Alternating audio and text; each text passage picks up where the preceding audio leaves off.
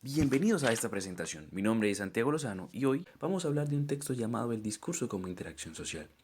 Este texto fue escrito por Teus Adrianos van Dijk, lingüista neerlandés muy reconocido a nivel mundial por estudiar el discurso en diversas variantes, entre estas la expresión racista, la identidad cultural, la ideología, las noticias, etc. Nació el 7 de mayo de 1943 en una ciudad llamada Nalwick, en Países Bajos. Estudió en la Universidad Libre de Ámsterdam y fue doctor honoris causa en la Universidad Nacional de Cuyo.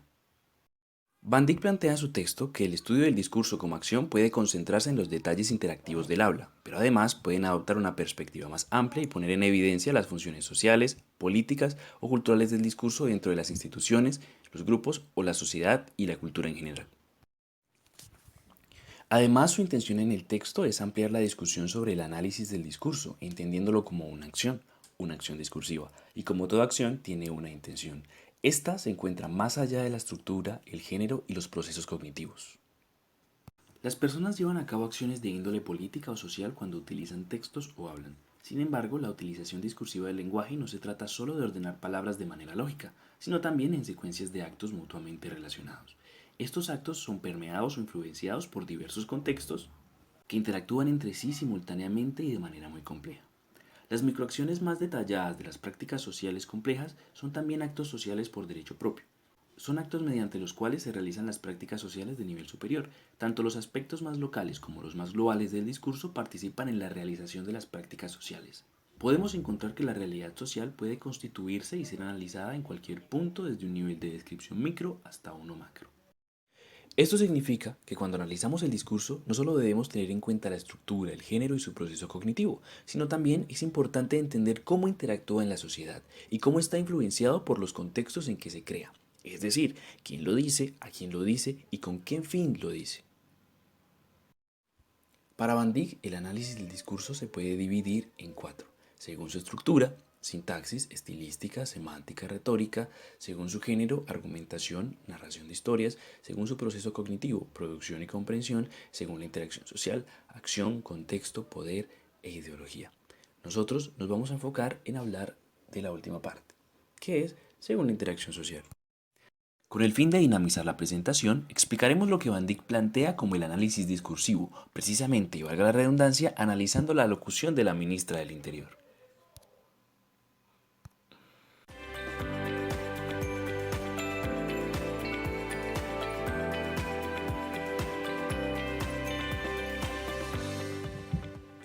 Muy buenas tardes. En cabeza del presidente de la República.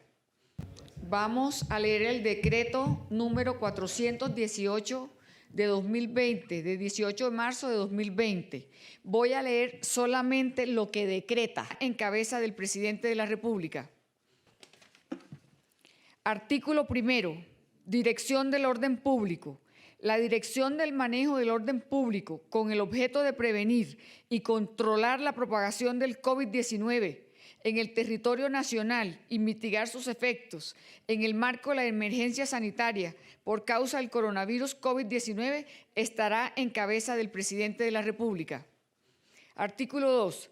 Aplicación de las instrucciones en materia de orden público del presidente de la República. Las instrucciones, actos y órdenes del presidente de la República en materia de orden público en el marco de la emergencia sanitaria por causa del coronavirus COVID-19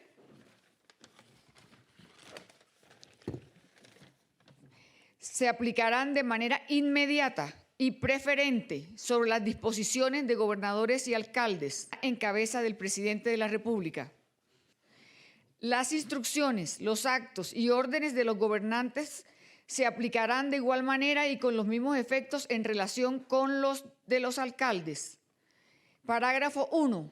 Las disposiciones que para el manejo del orden público expiden las autoridades departamentales, distritales y municipales deberán ser previamente coordinadas y estar en concordancia con las instrucciones dadas por el presidente de la República.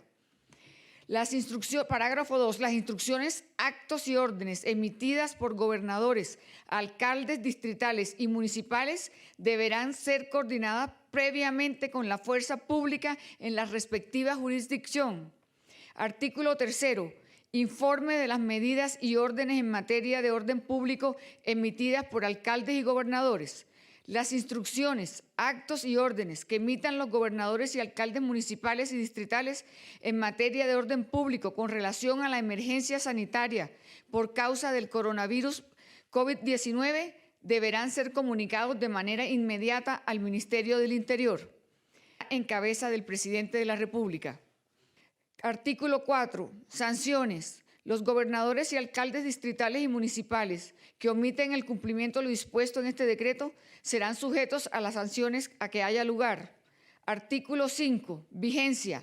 Este decreto rige a partir de la fecha de su publicación y modifica las disposiciones que le sean contrarias. Lo firma el señor Presidente de la República, la ministra del Interior, el ministro de Defensa y el ministro de Defensa, en cabeza del Presidente de la República. Por favor, muchachos, un momento, ponle el sonido para que todos puedan oír. Vamos a hacer 3 preguntas porque deben salir la ministra, ¿ok? Da, por favor, tu nombre y el medio que representas. Ministra, hola, buenas tardes. Javier Barragán de Semana Noticias. Este decreto que acaba de expedir el Gobierno Nacional tiene que ver entonces con que se caen esos decretos de toque de queda que han expedido diferentes alcaldes y gobernadores en el país. Ahora se tiene que notificar al gobierno previamente.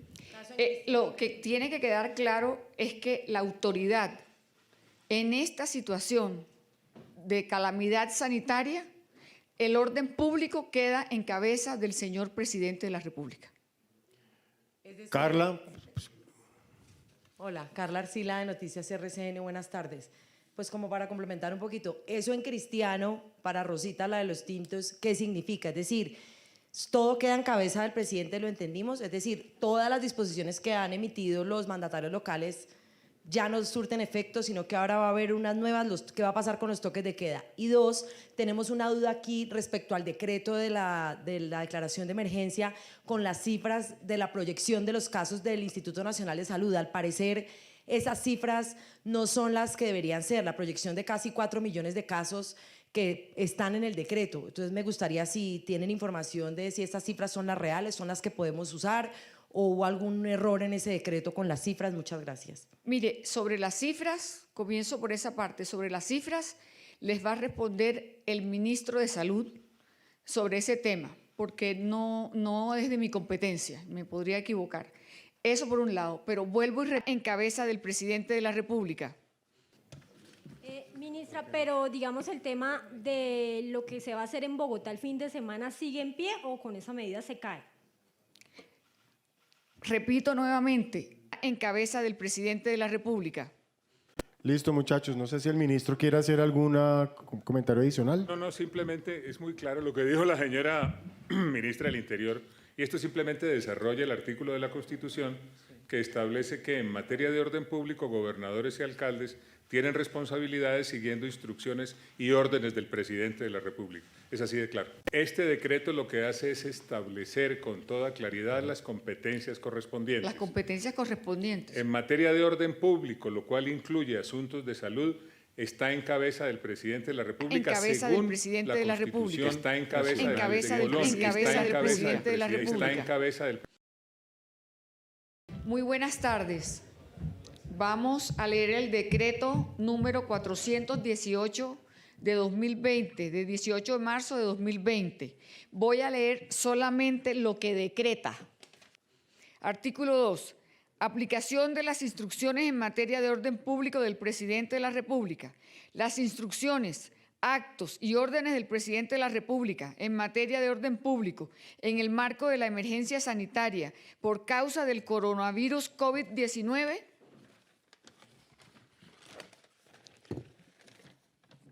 se aplicarán de manera inmediata y preferente sobre las disposiciones de gobernadores y alcaldes. Las instrucciones, los actos y órdenes de los gobernantes se aplicarán de igual manera y con los mismos efectos en relación con los de los alcaldes. Parágrafo 1. Las disposiciones que para el manejo del orden público expiden las autoridades departamentales, distritales y municipales deberán ser previamente coordinadas y estar en concordancia con las instrucciones dadas por el Presidente de la República. Bien, es importante lo que es para Van Dyck la acción. Para Van Dyck, el discurso es una acción, y para él solo se puede llamar acción cuando puede interpretarse como intencional, y la intención depende de la perspectiva de la persona que la escucha. Ministra, hola, buenas tardes. Javier Barragán de Semana Noticias. Este decreto que acaba de expedir el Gobierno Nacional tiene que ver entonces con que se caen esos decretos de toque de queda que han expedido diferentes alcaldes y gobernadores en el país. Ahora se tiene que notificar al gobierno previamente. Aquí tenemos claro cómo esta alocución es una acción discursiva, ya que lo que dijo con respecto al artículo fue interpretado de acuerdo a la perspectiva del periodista.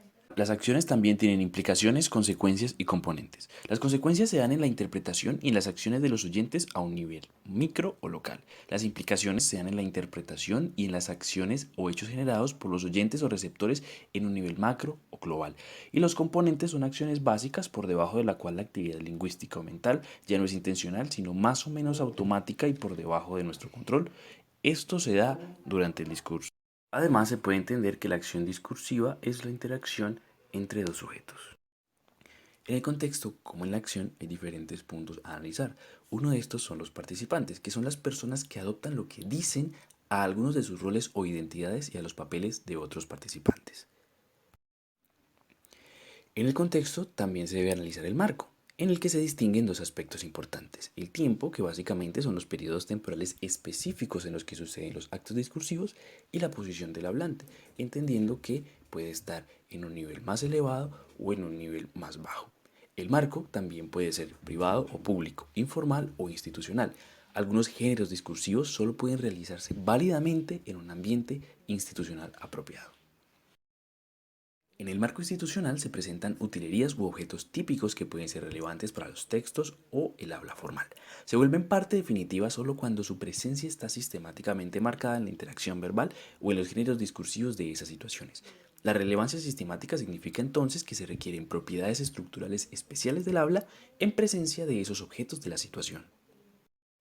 Es muy importante entender el conocimiento de intencionalidad del orador a la hora de analizarlo. ¿Por qué? Porque todas las explicaciones acerca de los significados implícitos, las presuposiciones o las interpretaciones del discurso de los usuarios del lenguaje suponen necesariamente alguna forma de conocimiento de los participantes. De modo similar, comprender la acción, como hemos visto, presupone que también atribuyamos intenciones, planes o propósitos a hablantes o escritores. Estos no son simplemente componentes del contexto que explican lo que dijo o cómo lo dijo, sino más bien componentes sociales. Es así como su auditorio y nosotros como analistas lo entendemos y extraemos un sentido de lo que dijo. En cabeza del presidente de la República. Aquí la ministra conoce los artículos que está relatando en los que dice que la dirección del orden público está en cabeza del presidente. Esto con la intención de contradecir las decisiones de gobernadores y alcaldes con respecto a la cuarentena. ¿De qué me habla, Diego? También es importante tener en cuenta las acciones no verbales significativas, que son gesticulaciones, expresiones faciales y los movimientos del cuerpo. Estas se diferencian de los componentes ya que son acciones intencionales como estar de pie, como estar sentado y que corresponden a un marco o a un contexto, un gesto que solamente es entendido o entendible en el contexto específico o en el marco específico. El discurso como acción hace parte de un nivel superior. Eso se relaciona directamente con el contexto local y global. Es decir, la locución de la ministra del Interior ante los periodistas es un contexto local. Sin embargo, esto se hace con la intención de anunciar un decreto creado por el gobierno. Este es el contexto global. Hay dos aspectos a considerar en el análisis del contexto en el discurso. El primero, los discursos son una parte estructural de sus contextos y sus estructuras respectivas se influyen mutua y continuamente. Y el segundo, los discursos no son objetivos, son construcciones mentales con una base social o modelos en la memoria. Son interpretados o construidos y estratégicamente continuamente producidos como hechos relevantes y por y para los participantes.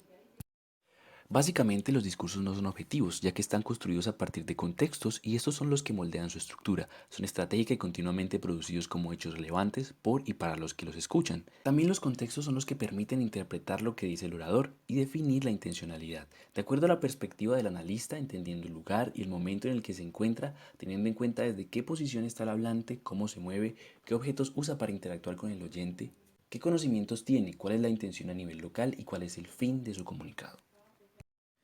Como nueva postura o nuevo planteamiento tenemos la visión de Eco con respecto al análisis del discurso.